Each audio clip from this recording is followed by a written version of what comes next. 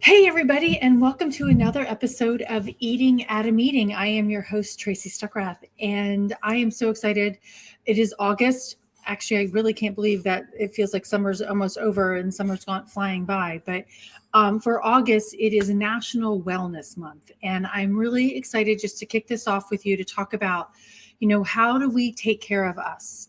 And a lot of my posts and a lot of my shows are about how we take care of other people.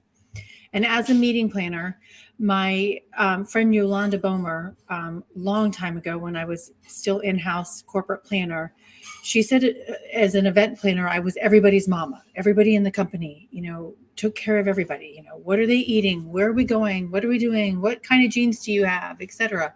And as event planners, I think that's really an important distinction to understand that we when we're planning events, we are taking care of a lot of other people, whether it's a 5-person CEO meeting to a 17,000 person convention. There's a lot of details in there.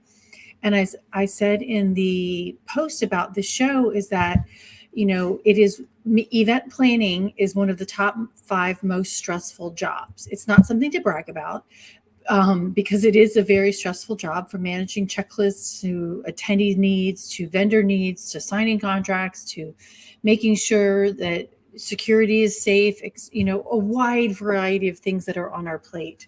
But it is really important that we do self-care, that we take care of us, because we can get really run down really fast. And I'm a very outgoing person. I talk to strangers. Strangers become my best friends in 5 minutes. But at the end of the day, when I'm an event planner, I'm like, I want to go back in my room and I want to be quiet and I want to put on Law and Order or go to sleep or, whatever, just relax and be away from other people. And that's one form of self-care, is understanding your limitations. And I just realized I didn't put makeup on today. So that's one of my wellness things, is like, I don't put makeup on all the time. And that's one way I take care of myself. But I wanted to take the opportunity with this show today to explore various ways that we can prioritize our self-care and improve our overall well-being, because it's really important. We're managing the well-being of other people at our events and probably at home as well, but we need to also prioritize our well-being so that we can be there for them, and then actually most importantly for us as well. So a couple of things. Actually, I wanted to share in who's commenting here. The burden, somebody just typed in, the burden of responsibility for an event planner is far greater than most realize. 100%.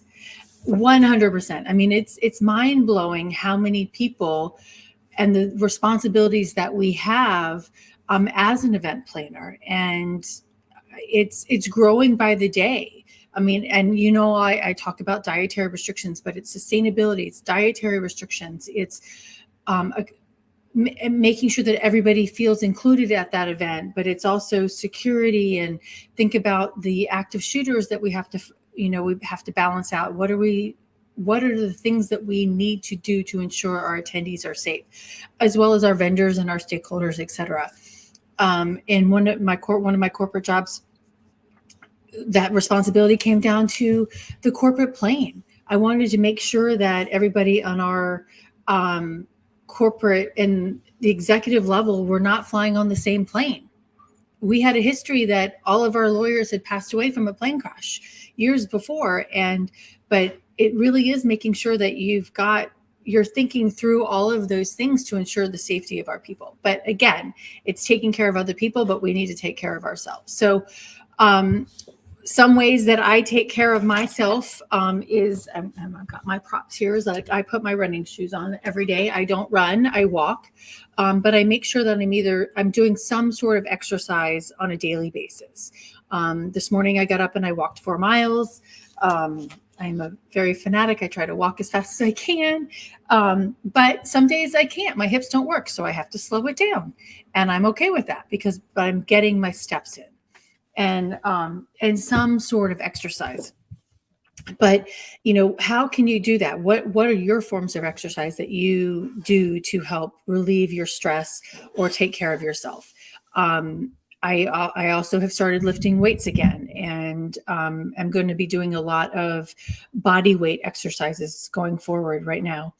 But 2 weeks ago, when I did the 200th episode of the show, I was in South Carolina at my brother's house.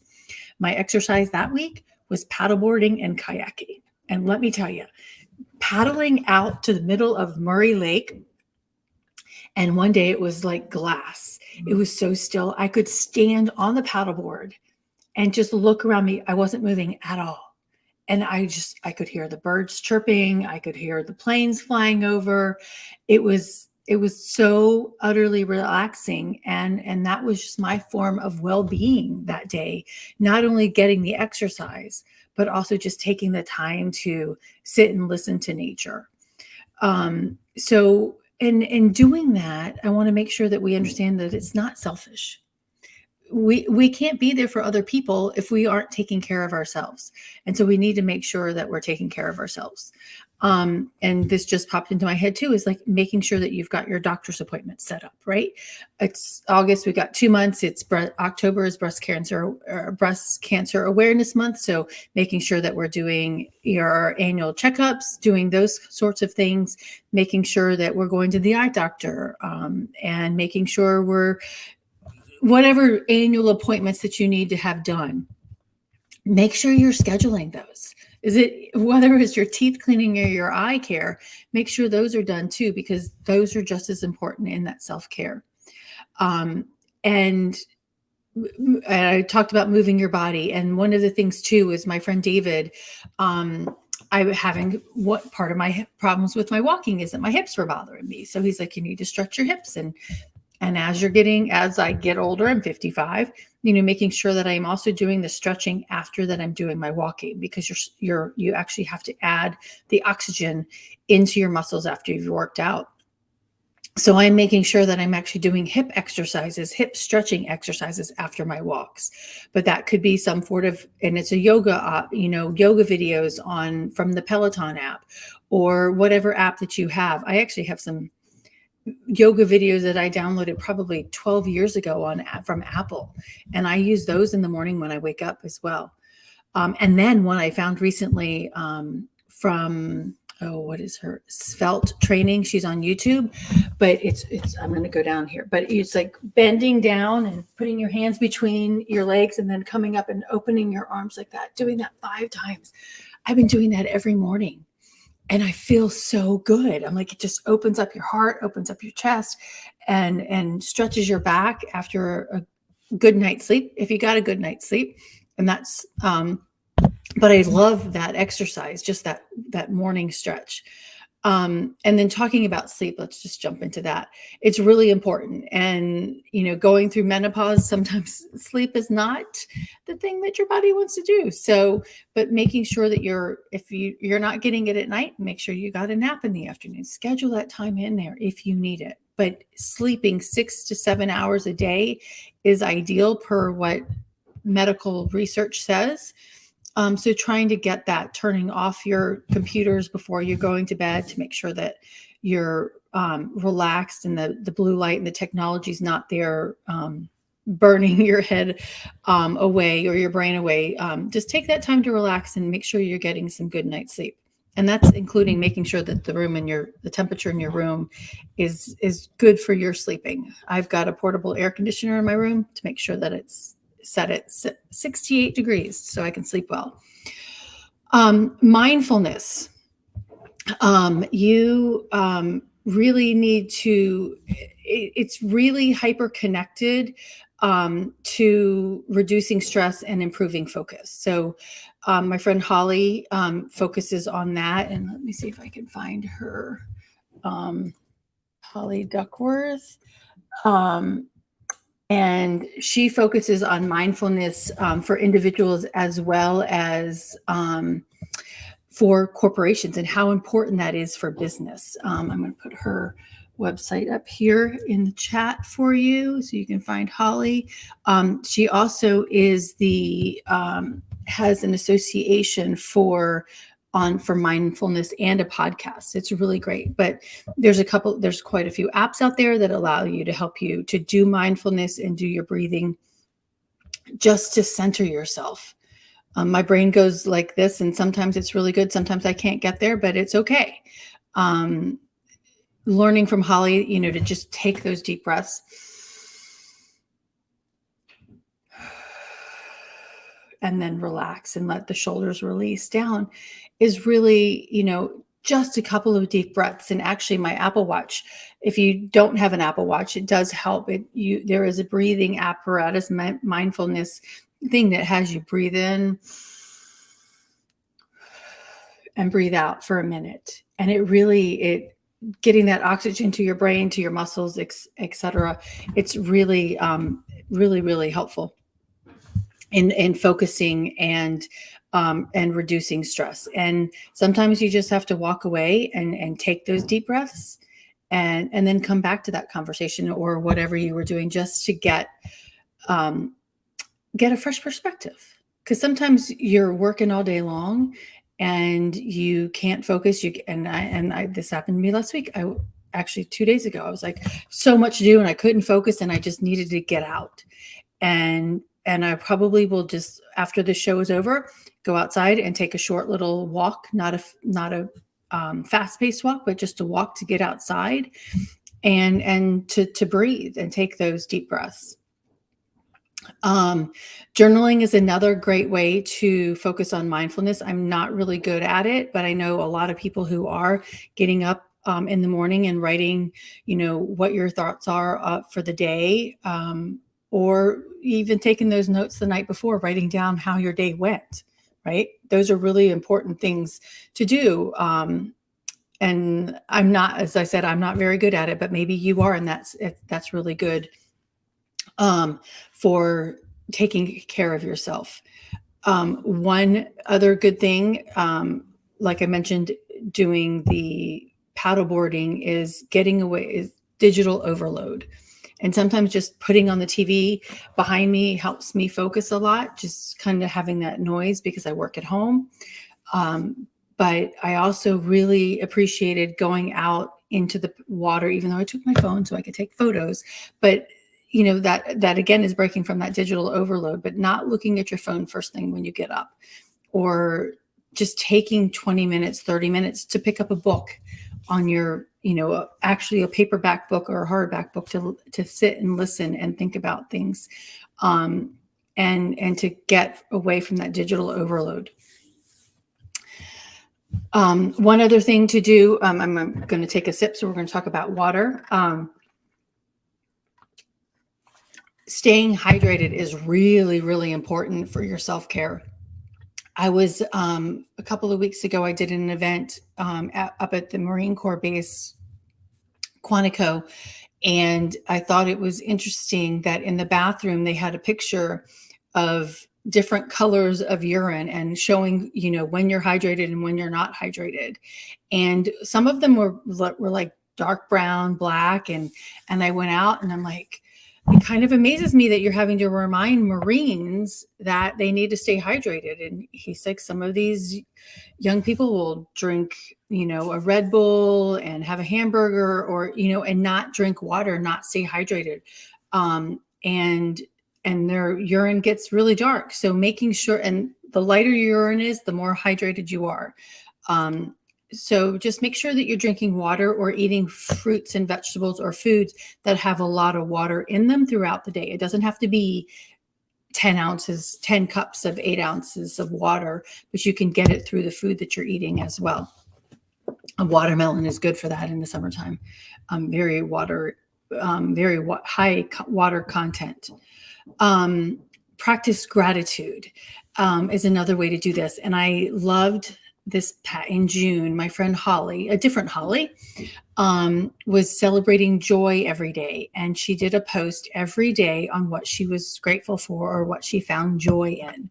And I loved it. It was from seeing the beach, or hanging out with her husband, or hanging out with her son and picking blackberries with her dad. She just found different joy throughout every single day. And she posted about that. And I thought that was really inspiring, because she's showing the gratitude that she has for her life and for her family and for her friends. And I remember one of them was having dinner with friends that were moving, and it was really inspiring to see how she was expressing that gratitude that she has for life, and for the people around her. And that's really something really, really important when you're thinking about self-care and wellness is those people around you, spending time with the people that you care for. And that, Julie, thank you very much. Great topic. Thank you. I appreciate that. Once a month, I get together with some ladies, women in the neighborhood, and we play bunco. And I don't see them I see them once a month, but been doing that now, I think for 18 months now. And I missed last month because I was at the lake, and I was at the store the other day, and one of them rolled down the window and said, "Hey, what are you doing? We missed you at bunco." And that was just so great, because it's that time that you take to spend time with other people, to feel gratitude, and to feel, valued, and to have just that conversation with people outside of yourself. It does bring wellness to you. Getting together with others does bring wellness. My dad plays bridge once or twice a week with 3 of his friends in the neighborhood, and I loved it. It's kind of funny though; they don't talk very much during bridge, but it's that getting together and playing bridge. They all knock on each other, who's won and who's lost, and but it's quality time with other people. And I think that's really, really important as well. And when I was at the lake, I invited my sorority sister, my friend Teresa, who I've been friends with since 1998, to come spend a few days with me. And oh my gosh, so many laughs. And Julie, I'm just going to talk about laughter, because you won an award for the laughing competition. Laughter is so important. And whether it's, a deep belly laugh or just, a short little giggle, laughter is so important for self-care and well-being. And how can you bring more joy and laughter into your life? Whether it's watching, a comedic television show, or just giggles with your kids, or remembering something that you did when you were a kid, etc. It's those kind of things. Laughter adds so much more adrenaline to our system. And Julie, you can pipe in on what other things that laughter brings to us, but it's such an important part of our lives as well. Connect with nature. I mentioned going paddleboarding. I have a Mini Cooper convertible as well, so that is one way of getting outdoors. My exercise preference is walking or riding my bike outside versus doing it on the treadmill inside the gym. But getting 15 minutes of sun and some vitamin D. There's lots of studies about the lack of vitamin D a lot of us have. And one of the ways to get vitamin D is through the sun.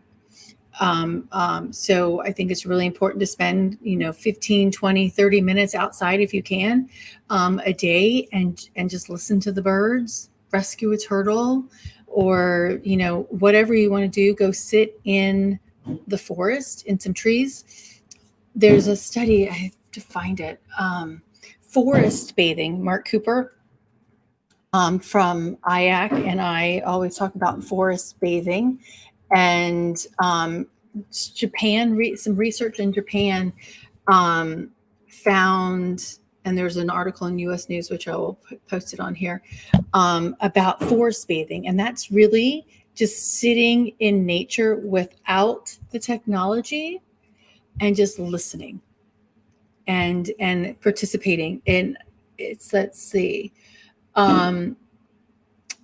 it's just being in nature. And we have this little tiny mini Appalachian Trail. It's 1/10 of a mile through the woods in my neighborhood, and I love walking through there. And it's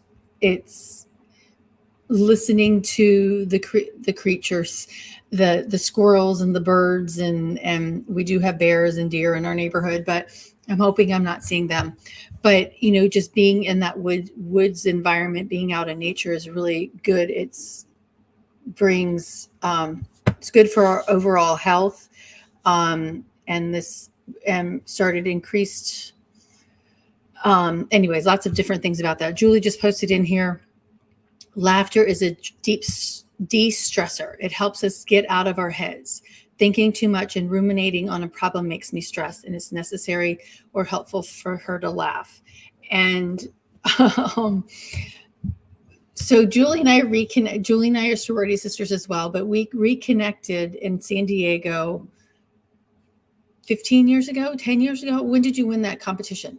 And she saw on Facebook that I was in San Diego and she was in San Diego, and we were there for 2 different conventions. And she brought over this big old trophy that she has for winning this laughing competition. And we walked behind the Hotel Del with that trophy. And I cannot tell you how hurt my stomach was from laughing so hard. People are like, what? That was 2013. She just posted. We laughed so hard just telling people about what the trophy was for and how she got it. And her laugh is infectious, which makes me laugh. And my stomach hurt from laughing so much. So it really is a good thing to do. One of the things that we've seen in a lot of meetings, and events now, a lot of people are talking about it, relaxation spaces. Do you have one of those in your homes? Do you have one? Do you offer those in your event spaces? You could use it, not just your attendees, but you could use it as well. And it's, how do you have a space that you can go relax? Is it your porch swing? Is it your pool chair in the back? Is it the bench in the forest? Do you have a place, or is it just the big chair in your house? Do you have a place that you like to relax? Julie, that's hysterical. The kind of stomach ache that you want to get is the one that you get from laughing so hard. I so appreciate that and believe that too. But do you have a place that you can go relax and just sit and be zen? It could be in the middle of your driveway. Who knows, right? But do you find that place for you? Another way to take care of your well-being, and I know we're talking about, this is about us, and as meeting professionals or busy professionals in general, we're always taking care of other people. But one of the other things about taking care of other people comes in the form of charity.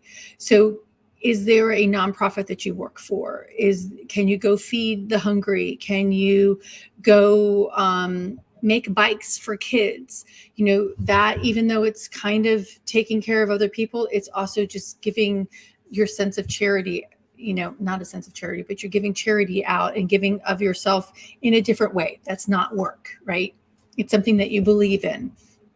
Can you go spend time with senior citizens at the retirement community, right? Go read books to them. Go to the library and read books to little kids, things like that. Those are forms of charity and causes. Do you raise money for a specific nonprofit or cause that you believe in? That's another way. Giving back to community is another way of self wellness. And let's see, workshops and webinars. I've got this whole list that I've written down. Setting realistic goals. This is a hard one sometimes. My mom said, Tracy, you've got to watch this episode of the Today Show. They did a whole segment on to-do lists. And in that segment the other day, I think it was like 2 days ago, they talked about, your to-do list, and you just have this never-ending to-do list. And I get overwhelmed with that. But she said, break it down and prioritize. Where's your priority list? And put 5 to 7 things on that priority list that you're going to get to in a day. And be realistic about what you're doing and prioritize those things on that priority list but what he needs to get first. It may not be that email back to Julie right away, right? It may not be,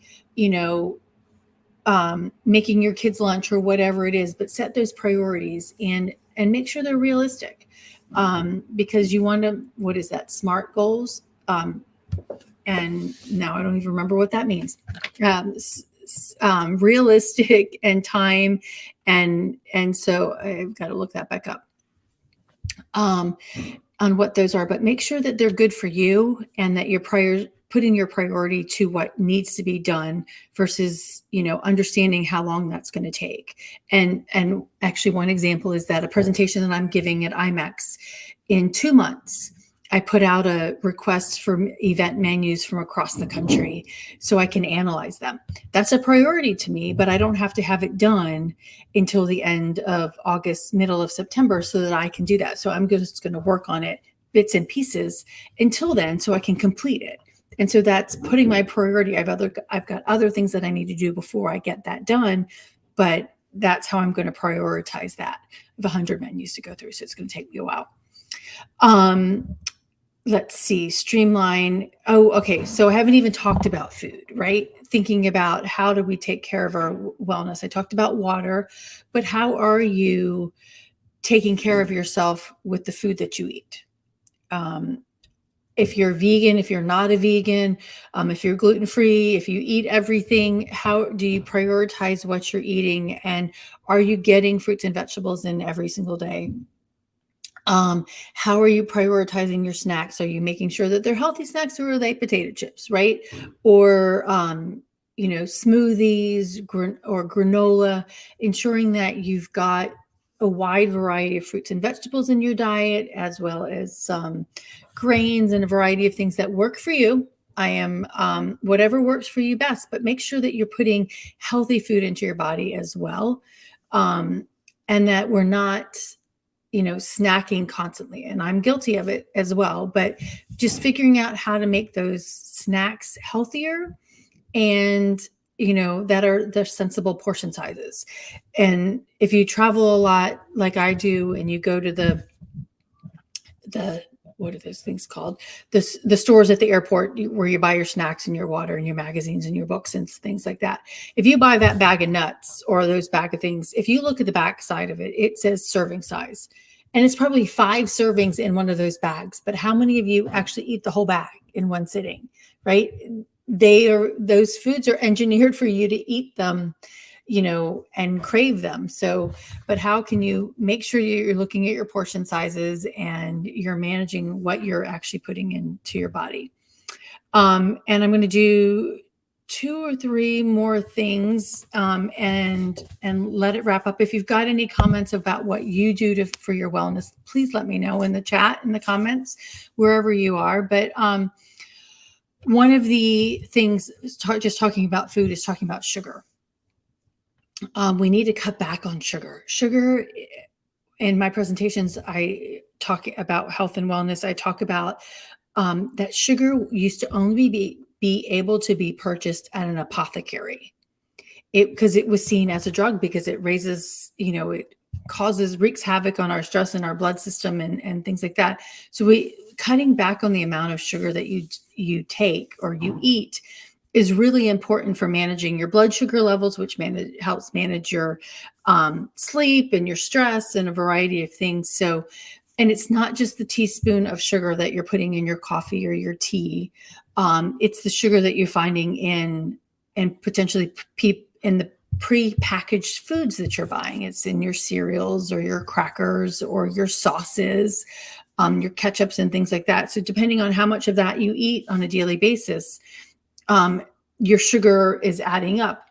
I do know, I researched it, that a medium sweet tea at Dunkin' Donuts has 59 grams of sugar in it.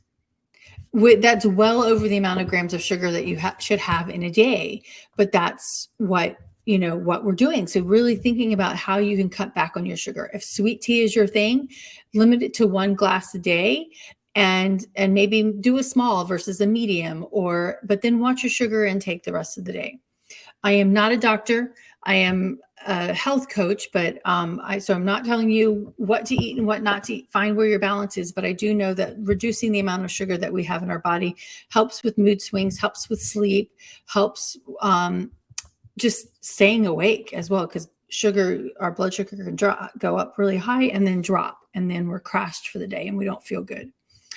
Okay. Massages and chiropractic appointments, things like that, that if you are somebody that is okay with other people touching you for massages and chiropractic work, it does really help. And a massage really does help with relieving stress. I go to a medical massage, and then I go to a different massage therapist just for that relaxation, figuring out how it can help de-stress you. And the last one, two more actually. Or no, I already talked about stretching. So stretching is really, really important, getting that oxygen into your blood and into your muscles after you've worked out. But the last one is just slowing down. And as I probably talk a mile a minute on this podcast, but I think slowing down is just something that we all could use a little bit of every single day. And I think it rolls into every single thing that I talked about today. So just take time for yourself. It's not selfish. It's really, really important so that we can be there for other people in our lives, and just kind of try to create some sustainable habits that can lead to long-term well-being. And you don't have to do them all at one time. Take them, go slow, pick one. Hey, I go take a new yoga class, or take a spin class or something like that, or go learn how to do pottery. That's definitely a way to slow down, is, making pottery is slow, but take time for yourself. And because your well-being is important to you, it's important to me for you, and it's important to those that care for you. So I appreciate you listening to me today, and let me know in the chats what you do for your own well-being and wellness as we celebrate National Wellness Month in August. I am going to challenge myself and post a different form of wellness that I'm doing for myself every single day. If I don't get it to every single day, it's okay. But that's what my challenge is for the month, is to show you how I'm taking care of myself. So until next time, stay safe and eat well and be well. Thanks.